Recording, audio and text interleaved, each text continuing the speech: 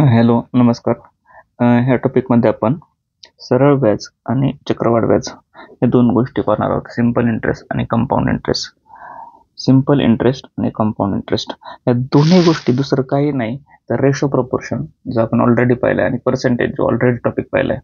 हे टॉपिक खूप महत्त्वाचे. रेशो प्रपोर्शन आणि पर्सेंटेज या दोन्हींचं इम्प्लिकेशन किंवा ॲप्लिकेशन म्हणा तुम्ही, ते दुसरं काहीच नाही. एक एक पाहू. आधी PQ पाहू, त्याच्या आधी 10 मिनिटाची थेअरी पाहू. नक्की काय असतं सरळ व्याज आणि चक्रवाढ व्याजात, काय गोष्टी होतात. कोणताही फॉर्म्युला न बघता न लक्षात ठेवता पण ह्या गोष्टी कशा सोडवता येतात. रेशो प्रोपोर्शन आणि पर्सेंटेज हे दोन टॉपिकचा वापर करून जवळपास मॅथ्समधले सर्वच टॉपिक मी तुम्हाला हळूहळू दाखवेल की एकही फॉर्म्युला न पाठ करता फक्त जे आपले बेस्ट टॉपिक आहे रेशो प्रोपोर्शन आणि पर्सेंटेज त्याचा वापर करून कसे सोडवायचे. सरळ व्याज हे कसं असतं. सरळ व्याज म्हणजे व्याजावर व्याज नसतं, जी मुद्दल असते त्याच्यावरतीच व्याज असतं. आणि सरळ व्याज चक्रवाढ व्याजाचे प्रश्न सोडवताना आपण लक्षात ठेवणारे दोन भाग करणारे, एक 100चा भाग करणारे आणि दुसरा जो सपोज दिलेली व्हॅल्यू त्याचा भाग करणारे. कारण सरळ वाढ व्याज किंवा चक्रवाढ व्याज हे कशात असतं, पर्सेंटेजमध्ये असतं. ते पर्सेंटेज पर्सेंट म्हणजे काय, 100च ना. म्हणून 100ची काय ठराविक अमाऊंट होती, 100ची 110 होती, 120 होती काय, आणि दुसरी दिलेली 5000ची किती होती. म्हणजे पहिला भाग आपण 100च्या भाषेतला बोलणार, हे टॉपिक शिकणार, आणि दुसरा भाग दिलेल्या व्हॅल्यूच्या भाषेत शिकणार, हे लक्षात ठेवा. सिंपल इंटरेस्ट आणि कंपाऊंड इंटरेस्ट काढताना एकही फॉर्म्युला न वापरता फक्त दोन गोष्टी लक्षात ठेवायच्या. एक भाग 100च्या भाषेत बोलायचा आणि दुसरा भाग दिलेल्या व्हॅल्यूच्या भाषेत बोलायचा. आता सरळ व्याज म्हणजे काय असतं नक्की, त्याचं असतं व्याजावरती व्याज नसतं, फक्त मुद्दलीवरती व्याज असतं. आता 100च्या भाषेत बोलायचं झालं तर 100 कर्ज घेतलं किंवा 100 कर्ज दिलं तर त्याच्यावर किती व्याज मिळणार, किती दिलं जाणार, तर किती टक्के असेल, 10% असेल तर ते किती होणार, आपल्याला 10 रुपये 100 मागे जास्त द्यावं लागणार. दशामध्ये दर साल दर शेकडा. एका वर्षानंतर किती झालं, ते 10 जास्त झालं म्हणजे 110 द्यावं लागणार 1 इयर नंतर जे दुसरं वर्ष येणार आहे आपलं, हे दुसरं इयर, त्यावेळेस व्हॅल्यू किती द्यावं लागणार, तर 10% व्याज दर आहे सरळ व्याजाचा. याचा अर्थ काय, सरळ व्याजाचा अर्थ काय, मुद्दल, आपली मुद्दल ही 100 रुपये, या 100 रुपयावरती परत 10 रुपये लागणार. म्हणजे पहिल्या वर्षी 10 लागले तेव्हा 110 झालं होतं, आता दुसऱ्या वर्षी परत 10 लागले तर किती झालं, 120 झालं. आता तिसऱ्या वर्षी, पहिल्या वर्षी 110 झालं, दुसऱ्या वर्षी 120 झालं, तिसऱ्या वर्षी ह्या 100वरती 10 लागणार आहे. म्हणजे 100वर 10 लागले म्हणजे हे आधीचे 120 आणि अजून ह्या 100वरचे 10 व्याज म्हणजे 130. चौथ्या वर्षी 140. असं थोडक्यात जितका व्याजाचा दर असतो त्याचा पाडाच तयार होतो. पहिल्या वर्षी 10 रुपये जास्तीच द्यावं लागले, दुसऱ्या वर्षी 20, 30, 40. हे कितीवरती, 100वरती बेसचा. जर व्याजाचा दर हे 10% असताना असं आहे तर 5% असताना किती, 100 बेस म्हणायचा आपण. 5% असताना पहिल्या वर्षी 5 रुपये जास्त द्यावं लागतील, दुसऱ्या वर्षी 10 रुपये, तिसऱ्या वर्षी 15 रुपये, चौथ्या वर्षी 5 चोक 20, 5 5 25. असं हे व्याज झालं. व्याज 5, 10, 15, 20 आणि मूळ मुद्दल कोणती, प्रिन्सिपल ही 100 झाले. म्हणजे 100च्या पहिल्या वर्षी 105 होणार, दुसऱ्या वर्षी 110 होणार, तिसऱ्या वर्षी 115 होणार, चौथ्या वर्षी 120 होणार. आणि हेच रिलेशन आहे. आता प्रश्न कसा असतो, 5% 3 वर्षासाठी तर 5000चे किती होतील सरळ व्याज काढा. आता सरळ इथं दिसतंय 5%, हे 5% 100च्या 3 वर्षासाठी, पहिलं वर्ष, दुसरं वर्ष, तिसरं वर्षासाठी किती होणार, 115. आणि मग आता रेशो प्रोपोर्शनची जी कॉन्सेप्ट आपण आधी शिकलेलो आहे, ऑलरेडी व्हिडिओ आहे युट्यूबवरती, तो पहा. 100चे किती, 115, तर आपल्याला किती विचारले, 5000चे किती होणार.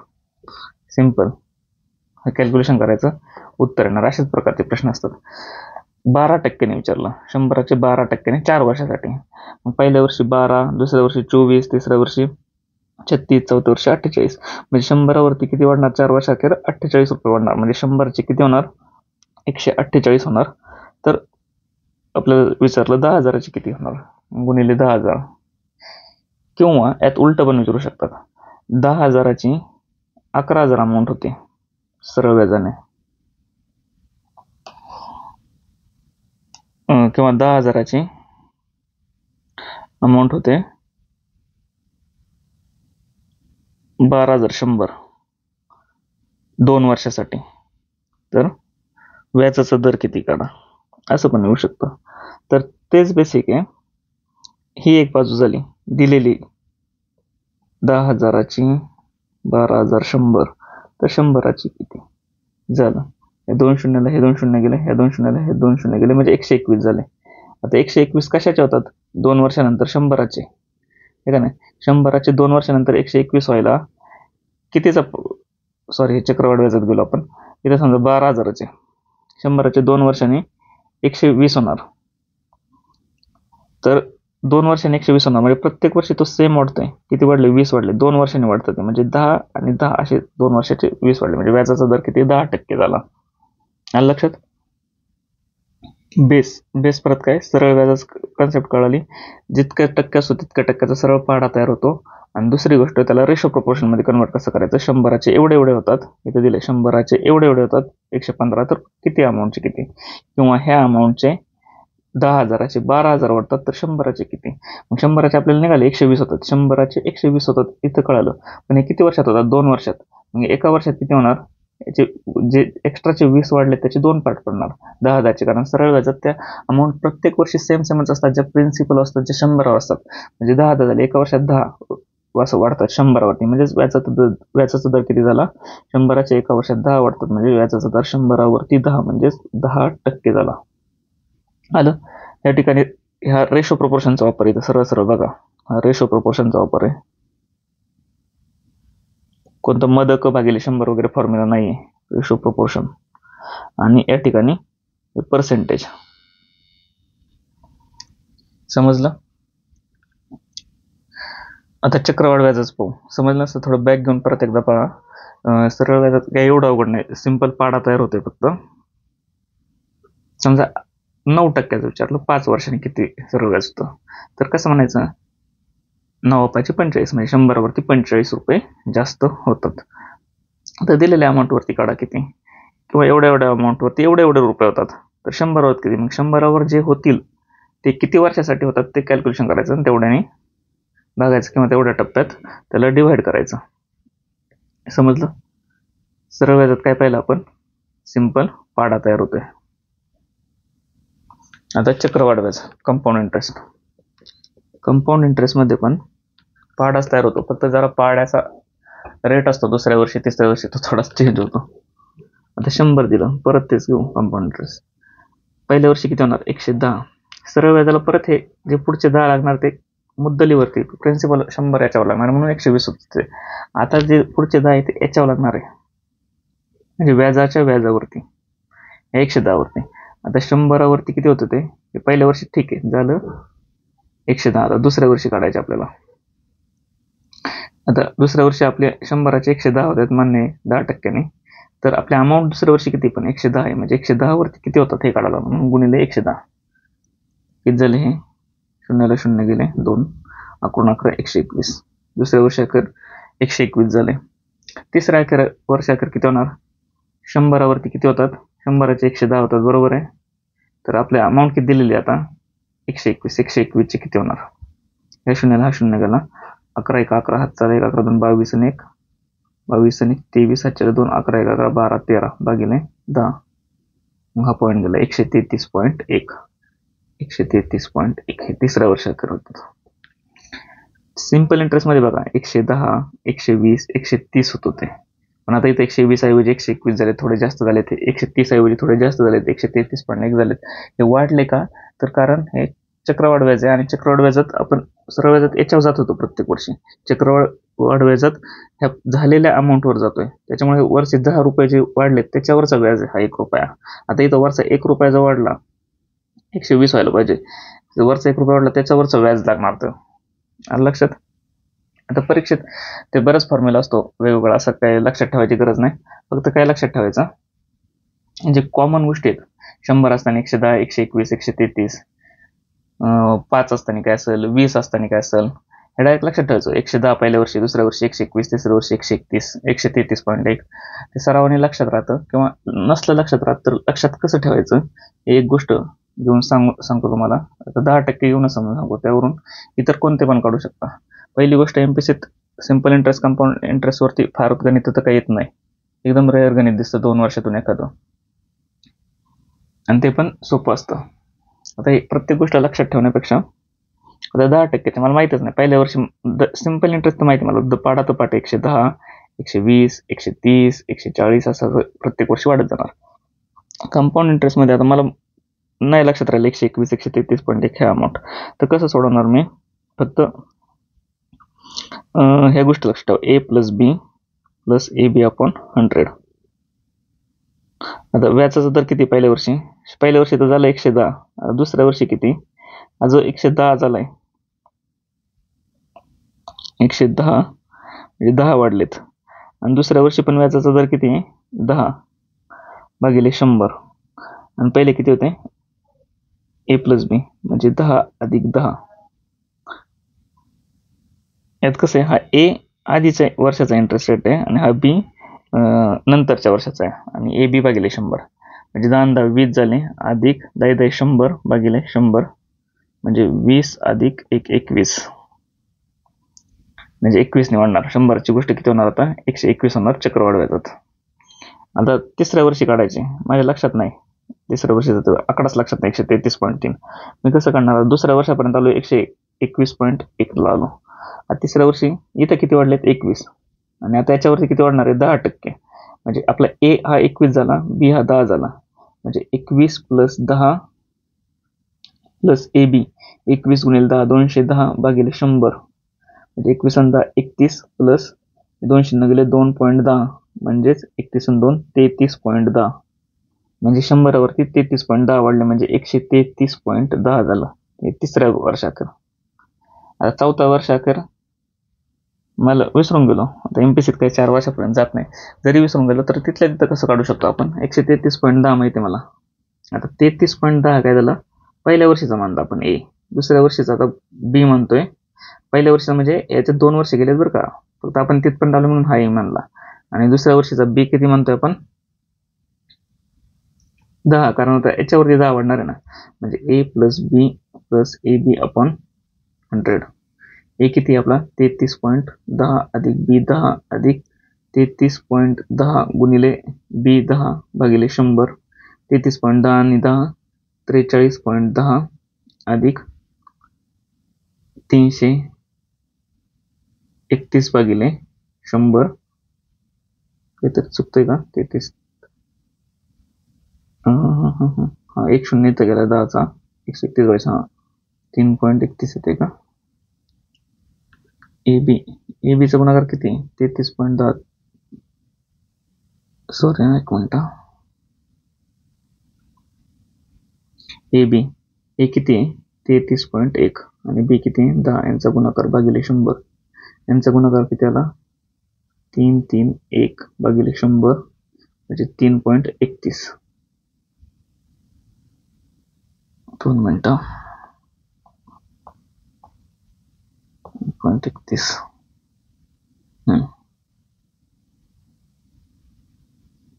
3.31 म्हणजे 33 आणि 10 43.10 अधिक 3.31 म्हणजे 43 आणि 3 46.31 आणि 10 41 असं काहीतरी 46.41. सिंपल मांडायचं. 100चे 4 वर्षानंतर किती झाले? 10% कंपाऊंड इंटरेस्टने 146.41. तर दिलेल्या अमाऊंटचे किती? रेशो प्रोपोर्शनल नुसार सोडायचं. 100चे 146.41 गुणिले 5000 दिले तर 5000चे किती? प्रत्येक वेळेस ए बी खेळत बसायचं का? फक्त हे नाही आठवलं किंवा ऑड संख्या आली आपली 7% वगैरे आली 7 आणि 2 वर्षासाठी विचारली तर आपण 7चं काही लक्षात ठेवणार नाही. त्यावेळेस आपण सोडवू शकतो. कसं? आता 7च्या बाबतीत एक दाखवतो आणि त्यानंतर चार्टच दाखवतो. 100चे किती होणार? 107 होणार पहिल्या वर्षी, दुसऱ्या वर्षी 114 होणार. सिंपलने कंपाऊंडने पहिल्या वर्षी 107 झाले, दुसऱ्या वर्षी A plus B plus A B upon 100. A किती? 7 अधिक बी परत 7च अधिक 7 7 49 भागिले 100 म्हणजे 7 7 14 14.49 म्हणजे 100चे आता किती होणार? 114.49 होणार दुसऱ्या वर्षात चक्रवाढ आणि सरळ व्याज 114 राहणार. आता तिसऱ्या वर्षात अखेर काय म्हणणार? ए आपला किती झाला? 14.49 झाला अधिक बी 7 झाला आणि दोघांचा गुणाकार भागिले 100 हे तिसऱ्या वर्षा अखेर. पण ह्या 7% 6% असे आकडे क्वचित येतात.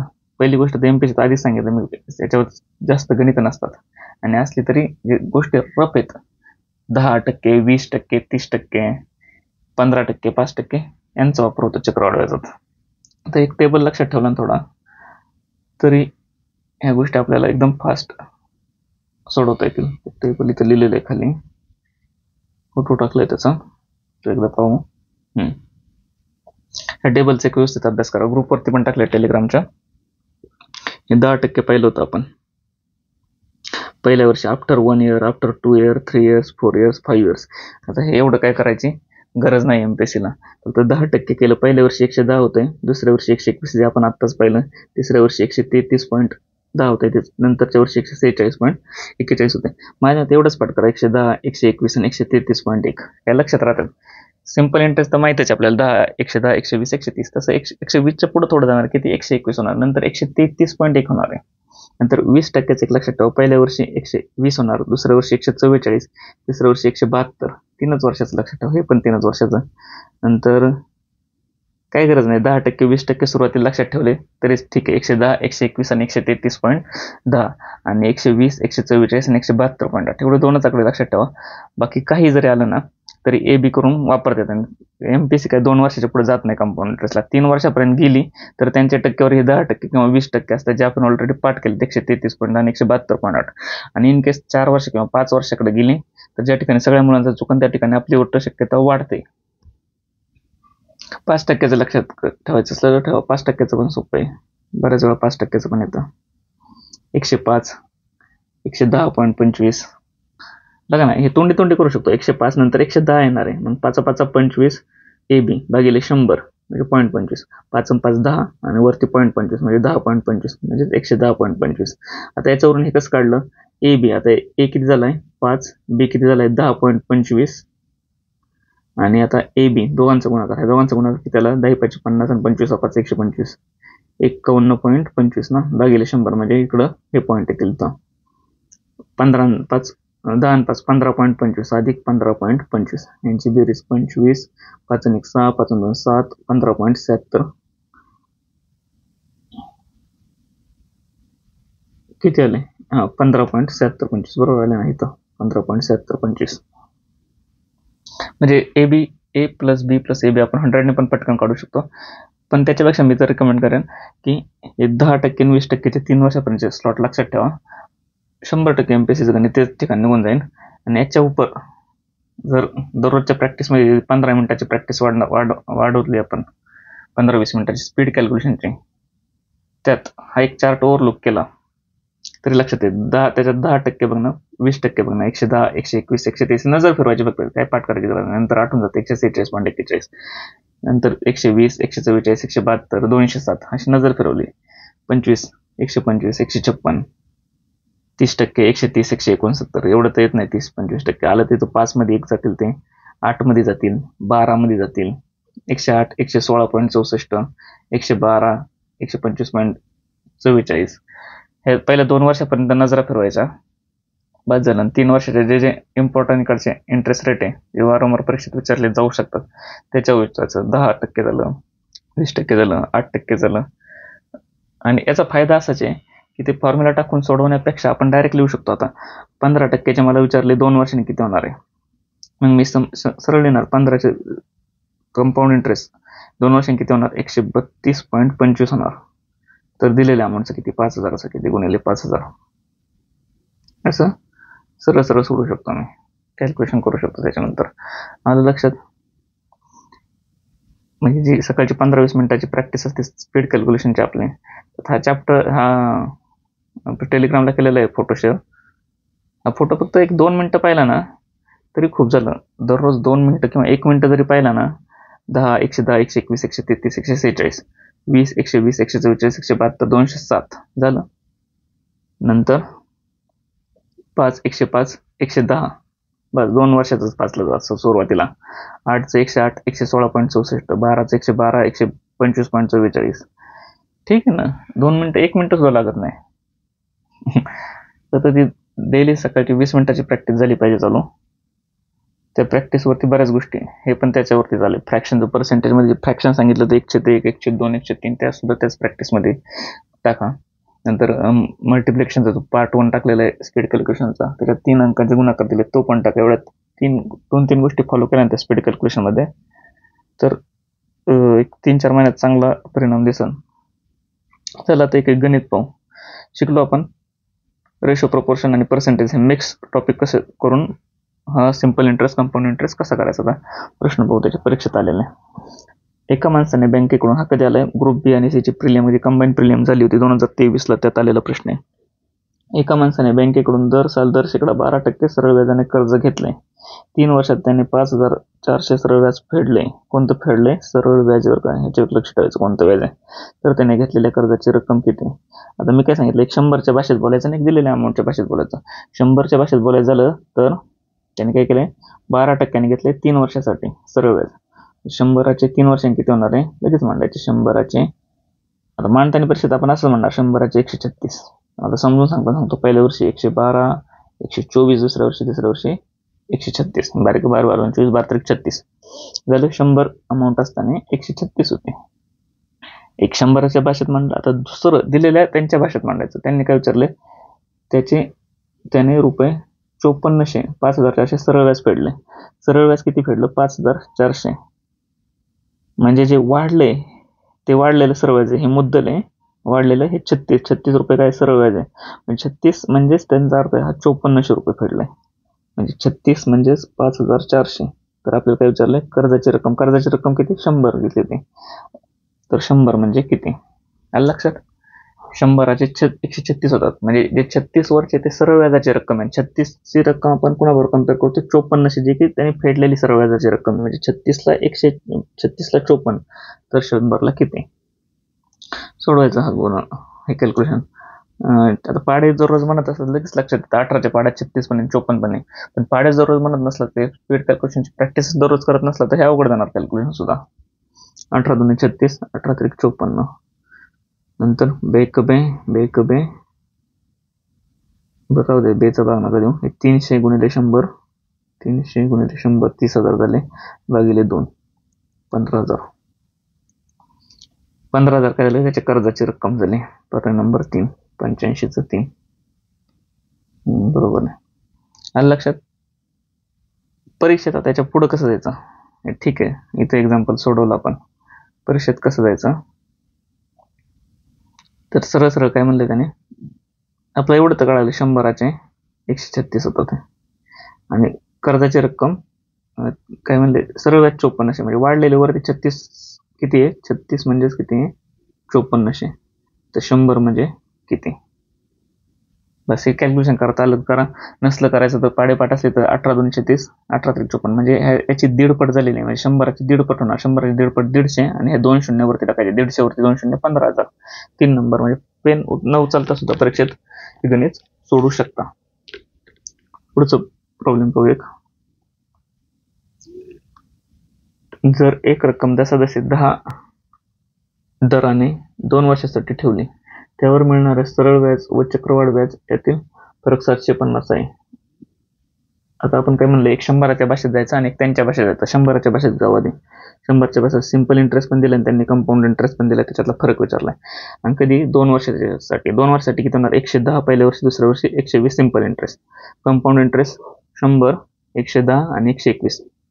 आपला चार्ट कामाला आला. बाकी लोकांना इथपर्यंत येण्यासाठी वेळ लागणार. आपला चार्ट बोलला, दररोज 1 मिनिट सुद्धा नाही दिला त्या चार्टला तरी चार्ट बोलला इथं 121. 100चे 121 झाले. आता हे सिंपल इंटरेस्टने अमाऊंट सेमच आहे 100. जर सिंपल इंटरेस्ट असलं तर 120 रुपये होतात. कंपाऊंड इंटरेस्ट असलं तर त्याचे किती होतात, 121 रुपये होतात. आणि म्हणजे हा किती, 1 रुपया कंपाऊंड इंटरेस्टला जास्तीचा भेटतो आपल्याला, किती, बेस 100 असताना. आणि त्यांनी काय म्हणले, त्या दोघांतला फरक किती, 750. त्यांनी हा 1 रुपया म्हणजेच 750 बरोबर कम्पेअर केलाय. तर रक्कम म्हणजे 100 म्हणजे विचारलेत किती. आता 1 रुपया म्हणजे 750, तर रक्कम 100 रुपये म्हणजे किती, म्हणून गुणिले 100. रेशो प्रोपोर्शन मध्ये शिकवले कसं काढायचं. एकाला 750 तर 100ला किती. आपण काढायला असं पण काढू शकतो, एकाला 750 तर 100ला x आणि मग तिरकस गुणाकार. हे थोडे 2 स्टेप वाढतात, त्याच्यावर इथं टाइम असतो. एकाला 750, एक खाली लिहिला, त्याचे किती झाले 750 म्हणून ते वर लिहिले, ओल्ड खाली न्यू वरती. पर्सेंटेज मध्ये पण शिकवले हे. तर 100ला किती, 75. 750 वरती 2 शून्य म्हणजे 75,000. तर ती रक्कम किती, 75,000. पर्याय नंबर 1, 99चं 1 झालं. हे नवीन आयडिया कळाली का कसं सोडवायचं गणित. एक बाजू 100ची मानायची आणि एक बाजू त्यांनी दिलेल्या गोष्टींची मानायची. पुढचा प्रॉब्लेम पाहू. नीरजने सायकल घेण्यासाठी बँकेकडून 6,000 रुपयांचं कर्ज घेतलं. 3 वर्षानंतर बँकेला 9,240 परत करून कर्जमुक्त झाला. तर दशादशे सरळ व्याजाचा दर किती? हा 2022च्या टॅक्स असिस्टंट मेन्सला आलेला प्रश्न आहे.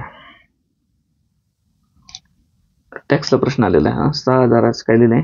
6,000चे कर्ज घेतले, 3 वर्षानंतर 9,240 दिले, तर व्याजाचा दर विचारलाय. आता 6,000 आहे, त्याचं पहिल्या वर्षी काहीतरी झालं असेल, दुसऱ्या वर्षी काहीतरी झालं आणि तिसऱ्या वर्षी किती झाले? 9,240. आणि सरळ व्याज आहे म्हणजे इथं जी अमाऊंट वाढली तीच इथं वाढली, तीच इथं वाढली, बरोबर आहे. म्हणजे इथं एक्स वाढली, त्याच्यावरती इथं पण एक्स वाढली, इथं 2 एक्स झाली आणि इथं 3 एक्स झाली. म्हणजे आणि वाढलेली अमाऊंट किती आहे? ही 6,000 पकडून 9,240 होऊन कर्जमुक्त झाला, म्हणजे मुद्दल पण त्याच्यात पकडली. म्हणजे नुसते 3x म्हणजे किती झाले? याच्यातून 6,000 घातले म्हणजे वजा केले म्हणजे उरलेले भेटले. 9,240 म्हणून 6,000 गेले म्हणजे किती राहिले? 3,240. 3,240 म्हणजेच हे x 2x आणि 3x आहे. 3x म्हणजे 3,240. हे लक्षात आलं का? परत एकदा सांगतो. 6,000 रक्कम आहे. पहिल्या वर्षी सरळ व्याज म्हणजे प्रत्येक वर्षी ते 100 असताना बघा ना, आपण बघितलं होतं 110, 120 पाडाच तयार होतो. तसा 6,000 अधिक x, 6,000 अधिक 2x आणि 6,000 अधिक 3x होणार आहे. आणि हेच किती आहे? ही रक्कम 9,240 आहे. म्हणजे जी वाढलेली आहे 6,000 अधिक 3x इज इक्वल टू 9,240. 6,000 इकडे वजा आले, 3x इज इक्वल टू 3,240 आणि मग x इज इक्वल टू काढला. 3 1 3 3 0 0 3 8 24 3 0 0 म्हणजे 1,080 रुपये प्रत्येक वेळेस वाढतात. म्हणजे पहिल्या वर्षी 6,000 1,080 रुपये वाढले, दुसऱ्या वर्षी जी अमाऊंट झाली त्याच्यात परत 1,080 रुपये वाढले, तिसऱ्या वर्षी परत 1,080 रुपये वाढले. हा बेस झालं. तर जसं सरळ व्याजाचा दर काढायचा आहे. आता हे 1,080 कितीवरती वाढतात? 6,000 वरती वाढतात. 6,000 वरती 1,080. तर आपल्याला व्याज विचारलाय, तो टक्क्यात असतो. दर साल दर शेकडा म्हणून 100 वरती म्हणून गुणिले 100. 2 3 0 1 2 3 0 गेले, 108 भागिले 6, 6 1 6, खाली उरले 4, 6 27 6 8 18%. पर्याय नंबर 1. समजलं नसलं तर परत एकदा सांगतो. इथं परीक्षेत कसं सोडायचं ते सांगतो. इथं आपल्याला म्हणलंय 6,000चे 9,240 होतात 3 वर्षानंतर सरळ व्याजाने. म्हणजे वाढले किती? सरळ व्याज किती भेटलं त्याला? 6,000 मुद्दल गेली, सरळ व्याज वरचं उरलेलं किती झालं? 3,240. 3,240 हे किती वर्षाचं आहे? 3 वर्षाचं. मग एका वर्षाचं किती? भागिले 3 केलं. 3 1 3 3 0 0 3 8 24 1,080 एका वर्षाचं आलं सरळ व्याज. आता एका वर्षाचं हे सरळ व्याज कितीवरती आले? 6,000 वरती आले. 6,000 वरती 1,080 आले, तर 100 वरती किती? आणि त्याचं उत्तर किती आलं? 18%. ते खाली सोडवलं इथं आपण. आता 2 स्टेपमध्ये उत्तर आहे परीक्षेत. सरळ शांत डोक्याने विचार केला. 6,000चे 9,240 होतात म्हणजे 3,240 व्याज भेटते. हे 3 वर्षासाठी भेटते. सरळ व्याजात काय असतं? ते कप्पे म्हणजे पाडाच असतो, ते कप्पे फिक्स असतात. म्हणून प्रत्येक वर्षी मिळालेलं व्याज भागिले 3 केलं तर प्रत्येक वर्षी लागलेलं व्याज आलं 1,080. आणि मग हे किती वरती प्रत्येक वर्षी येते? मुद्दल तीच असते ना. मग 6,000 मुद्दल दिलेली, 6,000 वरती 1,080 येते. तर रेशो प्रोपोर्शनचा वापर केला येतो. 6,000 वरती 1,080 तर 100 वरती किती? 18%. 2 लाईन मध्ये उत्तर मिळते. काय वापरलं? कोणता फॉर्म्युला नाही वापरला, काहीच नाही वापरलं, फक्त रेशो प्रोपोर्शन आणि पर्सेंटेजचा वापर. पुढचा एक प्रॉब्लेम पाहू. मला वाटतं गेल्या 21 पासूनच्या प्रश्नपत्रिकेत 3-4च प्रॉब्लेम निघाले. म्हणजे फ्रिक्वेन्सी खूप कमी आहे या टॉपिकवरती प्रश्न यायचे.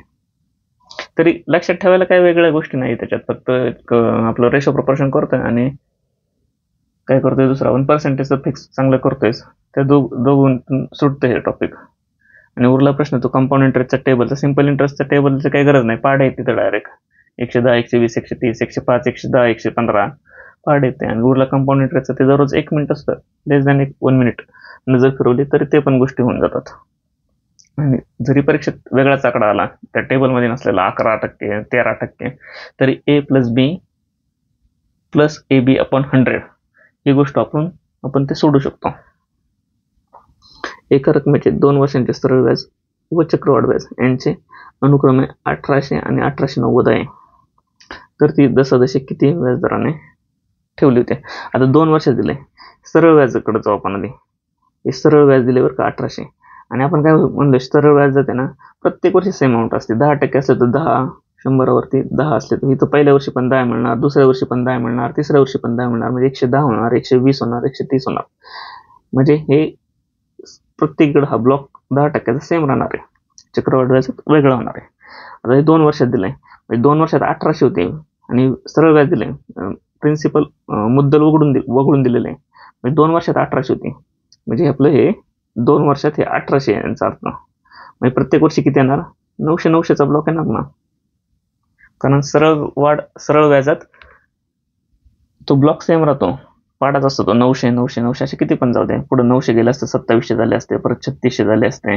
असं आपल्याला 2 वर्षाचं विचारले म्हणून 2 वर्षात 1800 होतात, म्हणजे हे 900 हे 900 असे 1800 होतात. 900 का केले हे पण काही जणांना माहीत नाही लवकर. त्याच्यासाठी सरळ व्याजात काय होतं, तर ते ब्लॉक जे असतात तो पाडा असतो तो सेम असतो. पहिल्या वर्षी 900, दुसऱ्या वर्षी 900, तिसऱ्या वर्षी 900, असे नुसतं वाढलेलं व्याज 900 18 झाले. 3 वर्षाकर नुसतं वाढलेलं व्याज 2700 झालं असतं. 4थ्या वर्ष अखेर नुसतं वाढलेलं व्याज 3600 झालं असतं. आता हे 900 18 होतं पहिल्या वर्षी. आणि चक्रवाढ व्याजात ही मुद्दल काय असं सपोज XYZ, चक्रवाढ व्याजात पण काय होणार, पहिल्या वर्षी तर 900 लागणारच आहे, आणि दुसऱ्या वर्षी जी लागणार अमाऊंट ती ह्या X वरती तर 900 लागणारच आहे, प्लस ह्या 900 वरती व्याजावरती ह्या व्याजावरती पण लागणार आहे, व्याजावरती काहीतरी लागणार आहे XYZ, आणि ती मिळून किती झालं, हे दोन्ही मिळून 1890 होते. म्हणजे हे 900 सोडले तर वरचे 990 झाले. हे लक्षात, हे दोन्ही मिळून ही अमाऊंट किती झाली, 900 इथं घेतले 990. सरळ व्याजात 900 लागले, चक्रवाढ व्याजात पण 900 लागले, आणि हे वरचे 90 कसले तर ह्या 900 वरती लागले 90 आहेत. म्हणजे ह्या 900 वरती पहिले 90 व्याज लागते एका वर्षात. हे दुसरं वर्ष, पहिलं वर्ष आहे, दुसरं वर्ष, म्हणजे याच्या दरम्यान एकच वर्ष आहे, आणि हे पहिल्या वर्षाच्या दरम्यान आहे. म्हणजे 900 वरती 90 तर 100 वरती किती, हे झालं व्याजाचं दर. 200 गेले, 9 10%. आलं लक्षात. पर्याय नंबर 83/1 बरोबर आहे. काहीच नाही, जर बेस पहिल्यांदा आपण शिकलो असं फॉर्मॅटमध्ये मांडायचं. सरळ व्याज वाढ व्याज असलं, सरळ व्याज असलं तर त्याचे ब्लॉक मांडत जायचे, आणि चक्रवाढ व्याज असलं त्याच्यानुसार जायचं. आता सरळ व्याजात 1800 होते 2 वर्षाकर, म्हणजे 2 वर्षाचे इक्वल बाकी 900 झाले. आणि चक्रवाढ व्याजात पहिल्या वर्षी तर 900 लागणार काही केलं तर, दुसऱ्या वर्षी जे 990 आहे, एक्स्ट्राचे 90 आले, ते ह्या पहिल्या वर्षीचे लागलेले व्याज होते. पहिल्या वर्षीचं लागलेलं व्याज 900, म्हणजे 900 वरती एक्स्ट्राचे 90 आहेत, म्हणजे 900 वरती एक्स्ट्राचे 90 आहेत. काय झालं, व्याजाचा दरच झाला तर 100 वरती किती, म्हणून ते 10%. समजलं. झालं सरळ व्याज आणि चक्रवाढ व्याज हा टॉपिकच संपला. 30 मिनिटं झालेत आता चालू केल्यापासून रेकॉर्डिंग. अर्ध्या तासाचा हा टॉपिक संपला. याच्यात काय अडचण असली तर विचारा, कमेंटमध्ये विचारा, किंवा टेलिग्रामला मेसेज करून विचारा. हा टॉपिक टेलिग्रामला शेअर केलेला आहे. हा फोटोचा 1 मिनिट जरी दररोज अभ्यास केला तरी खूप झालं. आणि तो एक फॉर्म्युला एक तिथं तुमच्या नोटबुकमध्ये वगैरे लिहून ठेवा. त्याचा वापर कसा करायचा, a+b+ab/100. हा बस, याच्या पलीकडे सिंपल इंटरेस्ट, कंपाऊंड इंटरेस्ट टॉपिकच नाही, कोणताच फॉर्म्युला नाही आहे त्याच्यासाठी वेगळा. कोणता पण प्रश्न काढा पुस्तकातला, रेशो, प्रोपोर्शन आणि पर्सेंटेज वापरून जसा सोडवायला तर सांगितला तसा सुटतो म्हणजे सुटतोच. ह्या टॉपिकचा 1 मिनिटापेक्षा दररोजचा अभ्यास, 1 मिनिटापेक्षा कमी दररोज अभ्यास केला तरी नफे ह्या फोटोचा. अजून काय याच्यात मदक गेले 100चा पण वापर नाही केला आपण. आणि तो दुसरा फॉर्म्युला तो मी बघितलेलाच नाही, PR काहीतरी रेस्ट वगैरे.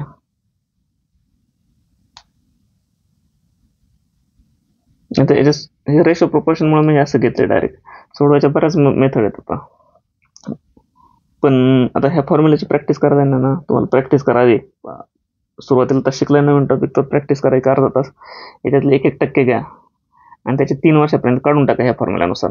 नंतर तर आपले हे थोडे लक्षातच राहणाऱ्या गोष्टी 100च्या किती होतात त्या, पण आता फक्त ह्या फॉर्म्युलाचा वापर करायला. कधी कधी असतं पहिल्या वर्षी 10% वाढवणं, दुसऱ्या वर्षी 12%, तर मग ह्या फॉर्म्युलाचा वापर पटकन चांगला होतो. पहिल्या वर्षी 10 वाढवले, दुसऱ्या वर्षी 11% व्याजदर आहे, तिसऱ्या वर्षी 12%, नंतर 13% असे व्याजदर दिले आणि चक्रवाढ व्याजाने ते पण, तर ह्या फॉर्म्युलाचा उपयोग आहे. किंवा सेम जरी असलं तरी फॉर्म्युलाचा उपयोग आहे. ए बी हा वेगवेगळ्या अमाऊंट का लिहिला, कारण दुसऱ्या वर्षी अखेर ते अमाऊंट बदलते ना. आता 5% गेलं तर 110 पॉईंट झालं, 25 झालं, म्हणजे हे किती झालं, 10.25 झालं वरचा. आणि नंतर आता परत 5% वाढवायचे. आता याच्यावरती 5% वाढवायचे म्हणून 5 केला आपण, आणि दोघांचं हे मिक्सर करून ते पुढचे आले 77.25, ते याच्यानुसार आले कॅल्क्युलेशननुसार. झालं. कंपाऊंड इंटरेस्टचं समजलं नसलं तर परत सांगा, परत आपण एक अर्ध्या तासाचं लेक्चर घेऊन परत सांगू. सोपं आहे पण काही नाही. आणि रेशो प्रोपोर्शनचा वापर कसा करायचा, हां, याच्यात फक्त एक गोष्ट लक्षात ठेवायची, एक बाजू 100ची लिहायची, 100ला एवढे एवढे होतं ते, आणि दुसरी बाजू दिलेल्या अमाऊंटची द्यायची, 5,000 6,000 काय असेल त्याची, आणि मिक्स करायचं दोन्ही. ही गोष्ट लक्षात ठेवा. कसा प्रश्न आला तर 100च्या भाषेत ऐकलायचा आणि उरलेला दिलेला त्यांच्या भाषेत ऐकलायचा, आणि त्या दोन्ही भाषांचं कॉम्बिनेशन करायचं. झालं. व्हिडिओ आवडला असला तर लाईक करा आणि शेअर करा. थँक्स.